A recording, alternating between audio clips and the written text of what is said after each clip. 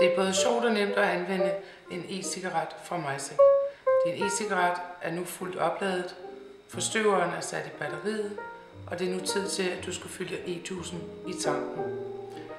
E-juicen opbevarer du i køleskab, når du ikke har den med dig på farten. Du trykker det børnesikrede låg hårdt ned og skruer låget af. Tuden på flasken er tynd og påfyldningsvenlig. Du tager din e-juice-tank og bemærk, der er en lille gummidut i toppen. Den beholder du på. Du fylder beholderen 3/4 op med e-juice.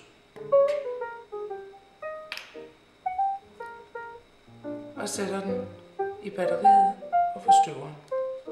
Sådan her. Og skubber mundstykket fast. Din elektroniske cigaret er nu klar til brug. For at komme i gang med at dampe, skal du aktivere forstøveren og batteriet. Det gør du ved at trykke på den lille knap, som lyser op, samtidig med at du suger. For at aktivere forstøveren bedst, paffer du først et par korte gange for at aktivere en behagelig mængde damp. Hold altid din e-cigaret i en lettere nedadgående vinkel, når du damper på den.